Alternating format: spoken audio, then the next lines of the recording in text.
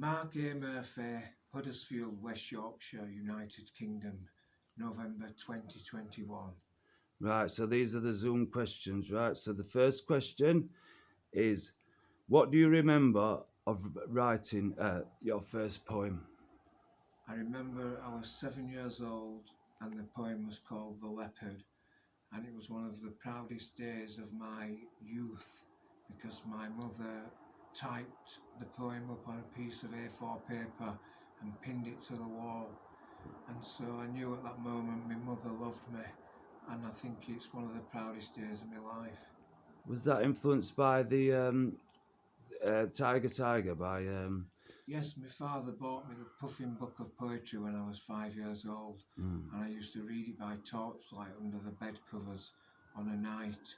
And I remember the first poem I read was Tiger by William Blake, and I used to have recurring nosebleeds, and I bled all over the pages of the Tiger. And as an adult, I remember looking back and seeing that page and feeling very nostalgic about it. I I could think, imagine that. And that's basically where you got the idea for that first poem from, yeah? yes, yes. Right. All right. So, second question.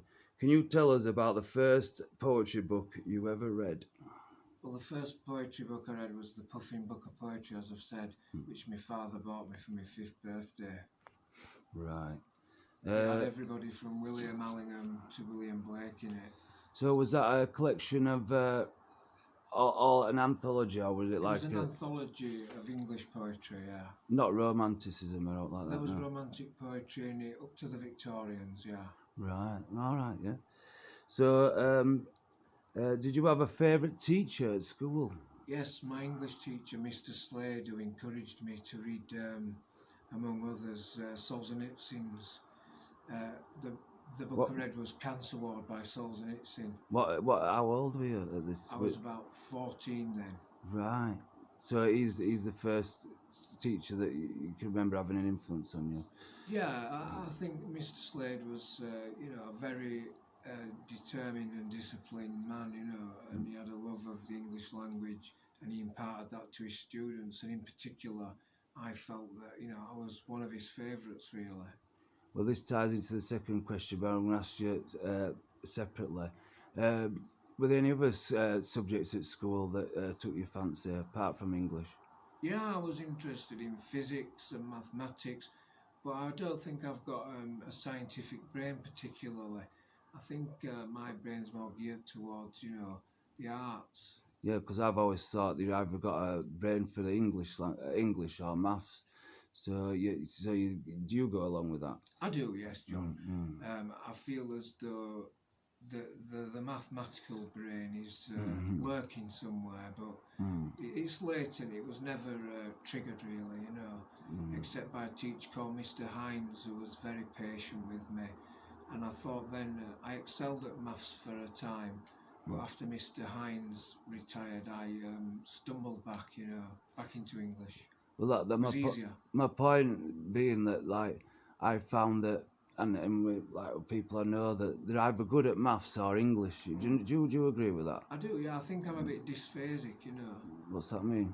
which means like you're not good with numbers basically. Yeah, I'm the same. So this is, so like I said, so if at school or whenever, did you ever, or when should I say, did you realise you had a calling for poetry? Um, well, I knew when I wrote that first poem when I was 7 that I had a calling for poetry, and that existed throughout me early childhood into my teenage years, because my father was forever um, imparting poetry to his children. He used to recite it at the bottom of the garden when he would come home drunk from the pub on the garden bench, and I used to watch him out of the bedroom window, scared that he might discover me looking at him. But my father's love of poetry really was a guiding influence throughout my childhood, and I would say by the time I was 15 or 16, I knew then that I wanted to be a poet. So that's where your calling come from. It started at home basically, by the sounds of it. Yes, it started with my father's love of poetry, and my father himself was a poet for many years, but I think he became disillusioned as he got older and never published his work. So do you think, like, well, I think we're all in his lives are geared towards like bettering or, well, not so much bettering our fathers, but doing what they couldn't do. My So f- do you feel like like you said, your father was a poet, but he wasn't published, was he? no, So do you think you did this because your father couldn't? You I understand what I mean? think certainly, there's a large element of that. My father always says you can be whatever you want to be, and he also said, it's a poor man that can't beat his teacher, Mm. and so his master, and so I kind of internalized what my father said, and went down that path really because of him. Mm. So tying into this next question would be, so why do you think you write? You've got more of a, well, like instead of saying calling, cliche. Why do you think that you write poems as opposed to plays or novels when they're perhaps easier to write? Well, I've written plays and I've started a few novels, but essentially, I think I've got, a lazy eye really, and I think Intellect, you mean? yeah, Yeah. poetry is more suited to my, essential laziness. I think. Well, I disagree with that. I think poetry is more, like I say, it's more concise, and Mm. you can say more in a poem. I mean, more in a poem than like a novel can in a chapter, if you understand. Yeah, I guess that's right. Yeah. Every poem being a chapter, if you know what I mean, in its own Yeah, right. one poem can be a novel in itself, can't it? That's what I mean. So you agree with that, yeah? I do, yeah. Right. But I do think that I'm lazy and I can't commit myself to a really big project like a novel at the moment. I feel as though I've got more scope for writing poetry. Have you ever wanted to write or had any ideas to write a book or a novel? Yes, A novel or a play? I've written a play called Lenny's Wake, which is it's an autobiographical play based on one of a family my father knew called the Seals, and it's about the father of the family, Tom Seal, who died Hmm. of an heart attack whilst he was a Labour councillor in Huddersfield, Yeah. and the play's called Lenny's Wake, and it's never been published. And any hope to get it published? Perhaps, but it needs work. I need to, Yeah. edit it and do some work on it to make it publishable. Oh, well, that answers that. So, where does your inspiration come from, do you think? Well, I'm not sure. As regards to poetry? Um, I think that, like, I'm driven by several things. I think you're very lucky if the muse smiles upon you, which it has done for me, certainly, you know, in a great way. For the last 5 years, I've done nothing but write, Mm. and but I think that's also part of my OCD. It compels me to write. Mm. I think it's a double-edged sword. It's a sword of Damocles, basically, because although it leads to a lot of negative emoting, it also compels me to write. It forces me, in a sense, to be really productive. What's that, sorry? It forces me to be really productive in the writing process. You mean, My OCD, yeah. all right, I was just going to say that, do you think that people who read write less and people who write read less? No, I think that it's essential to read to write. I think the more you read, the more you write. Certainly, that's the case for me. But it's different for each individual, I guess. Hmm. So what you're trying to say is the more you write, the less you read. No, no, And no. I mean, sorry, what I meant was that you garner inspiration from reading Absolutely. to write. Yeah, yeah. So your latest project, for instance, The Ruin of Eleanor Marx, you've had to do a lot of research for that, haven't you? Yeah, So it's taken me 2.5 years to that's what I complete the mean. manuscript, and I've read dozens of articles. Yeah. I've read several huge tomes about Eleanor, and probably hundreds of newspaper articles and so on.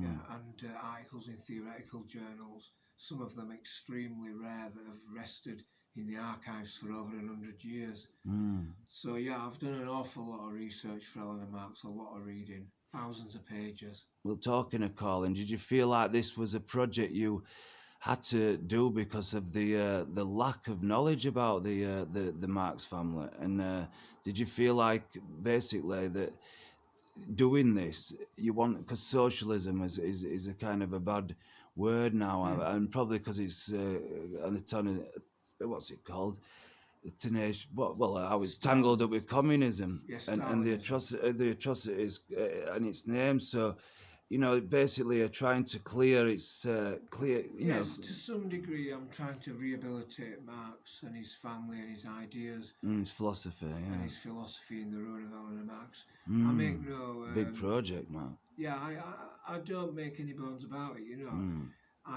My ideas are very left, and I'm certainly with the Marx family. So, what would you say to people who aren't left leading, but you'd want them to read this book? Would you say that, is it fair on them that that you have you basically saturated the book with your views, or have you give room for, like basically so other people can, Yes, put that? it's not a political manuscript at all. It's Oh, a right. human manuscript. That's a great answer. And I feel that the appeal of Eleanor Marx, essentially the driving force behind Eleanor Marx is love, and it's love for humanity, for the community of human beings, and I think that's what I'm trying to get across in there. Yeah, and also socialism. That I mean, it's not so much love, but love for your fellow man, and that's the point, isn't it, of socialism? It isn't all about the economy No, I and think whatnot. that the ultimate goal of socialist man is to free the individual to be able to love completely, not only himself but his fellows and so on. Yeah, and that obviously hopefully comes across in the book. That's the point you were trying to get across, yeah. Yeah, yeah. Oh, that's brilliant. And so, what poets would you say you like to read at the moment? And like, who are your favourite poets, basically? At the Can, moment, I'm reading W.S. Merwin, Charles Simic, Louise Gluck, Frank are Biddart. these your? Is this They're your? all on my poets' wall behind me. Yeah. The poets that I'm currently reading, and essentially I'm a modernist. I go back to sometimes to Auden and Eliot and so on. The more traditional. The more traditional modernists, the Faber poets and what have you. Yeah. But certainly today in contemporary poetry, I think you just need to look at my wall to see who I'm reading and who's influencing me. Certainly last year the greatest influence upon me was Vasco Popper. His style has dramatically changed my own writing. It's made it more succinct and more concise. Not as verbose. Can I just ask for an audience who don't know Vasco Popper who he is and what his what his voice is? He was an Eastern European poet who died probably about 20 years ago. So he was writing post Second World War, and he was considered one of the leading poets in the world at one point. Certainly, in the European tradition, and So behind the Iron Curtain, basically. yeah. So do you find that obviously it's only 89, isn't it, since the Berlin Wall fell down? Yeah. That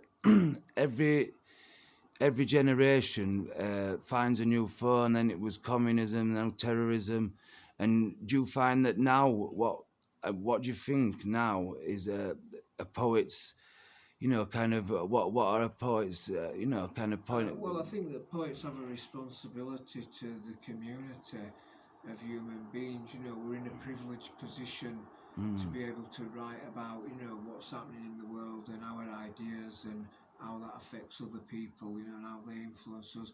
So it's a privilege to be a poet and to proffer your work into the public arena, and with that comes a responsibility, not a terrible responsibility, but certainly a profound responsibility, I think, to do good for one's fellows. So this responsibility you talk about, is it enhanced or is it kind of degraded by technology? Do you think that technology is a deterrent, or does it hinder or does it help, basically? Certainly, under the present system, Go on. Yeah, certainly under the present system of capitalism, I think technology is a hindrance because it's used to develop profit, and the only motivating force of this society is profit, money for the top, 5% really. Mm. And I think that if it was rational, Go. what was the question again? Sorry. So we'll start again because we went on a tangent a bit there. So, what poets do you like to read, and what are the preoccupations or themes of the poetry at the minute, and Yeah. like the past? So, Well, the poet that I'm reading at the moment is W.S. Merwin, mm, and Merwin's poetry, it's kind of like an eco poetry, mm, and Merwin is concerned with the environment and the way things are heading. The fact that we're in the midst of a great extinction event, mm. and Merwin's poetry, um, is an inquiry into that and a protest against it, really. So personally, do you think there's any overarching art movement at the minute, or in the No, last 20 years, this eco poetry?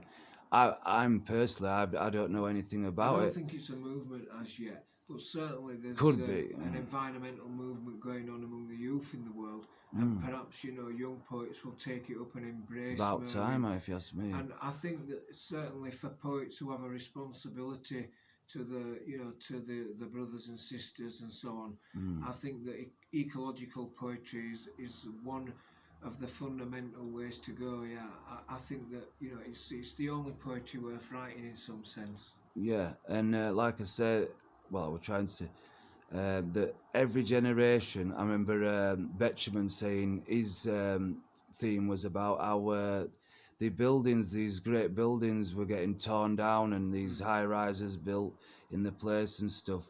And that was his, kind of angle. And Auden, obviously, was called saw the Second World War coming, and so basically, this eco poetry, it's the coming of how the environment is going to be the be all and end all. If we don't get to if we don't try and solve this now, It's going to be too late. yeah, and like I said, like so Greta Thunberg and all these people, this new generation. Do you think poetry has a place in this? I do, Yeah. yes. I think that poetry can inspire not only the youth, but the entire population to greater things. Mm, good. Well, yeah, good answer. I've always said poetry can save lives, and I still do. I think that it's essential in this movement. The Not just poetry, but art in general. Art, Mm, theatre, all of it. Can contribute mm. towards solving the problem that presents itself to this new generation. Well, before we got interrupted there, I think I was trying to say, well, ask if there was an overarching art movement, and if there isn't, what do you think it should be? I You know, think that if there is gonna be another art movement, I think that certainly we could do worse than having an eco poetry movement. mm, like nature poets, you know what I mean? But instead of talking primarily about nature, but um, how we can, Solve the problems yeah, facing solve the nature. problems, and what would happen if we didn't, maybe. Perhaps, yeah, definitely, yeah. Merwin talks a lot about extinction, and I think that that's important, a message to get across, certainly to young people today. So the last written question written down is, what book or books are you currently working on? Well, I've just finished my magnum opus, which is The Ruin of Eleanor Marx. My next book is called Going Home and Other Precipitates, Mm, which is an exploration of my childhood mm, and growing up in the 1970s and 80s. mm, And so I'm opening a can of worms there that I'm not sure what's going to happen yet, but mm, it's going to take a lot of your work and a lot of self-examination. mm, Um, Other than that, I've got several projects on the go. mm, I need to go back to poems, precepts, and paradoxes, mm, word painting, 73 ekphrastic poems. Lots to do, lots to be mm. getting on with. Any advice for any young poets who are watching this now, and how would you changed your approach to poetry if you could? I would have been more disciplined and set more time aside for it. I Mm, think even if the muse is smiling upon you, even if you're in the zone one has to be disciplined. One really got to get your shoulder to the wheel, buckle down and get on with it. Put time aside and really work at it. Do your reading is firstly and essentially, but get down and do the writing, you know.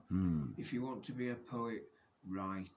And so what would you suggest for them to read? And what I mean by that is, what poet give you the right to write, or give you the ammunition to write? In other words, you thought, I can do that as well. I think you know? more than any other poet, probably Brian Patton from the Mersey Beat Poets.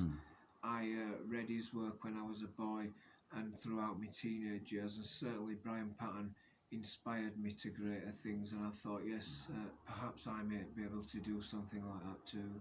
Well, what I meant by that, you know, when you like T.S. Eliot, you look at that and it's mesmerising. It makes you think, I can't do that, but it makes you want to do it, you know. Eliot certainly makes you think that you can't do that, but reading somebody like Patton, who really was an everyman poet, you know, I kind of thought, yes, I might be able to do that too. But yeah, I mean, I'm forgetting W.H. Auden.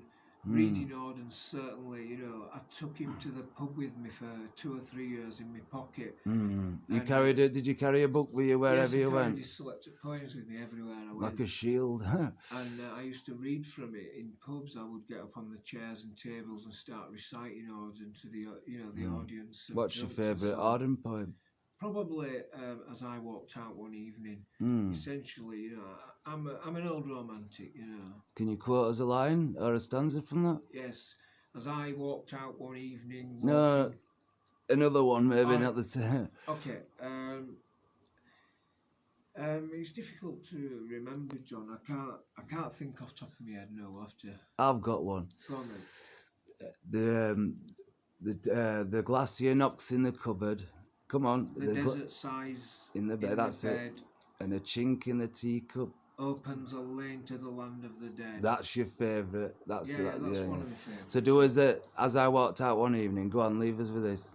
You mean the opening verse? Yeah.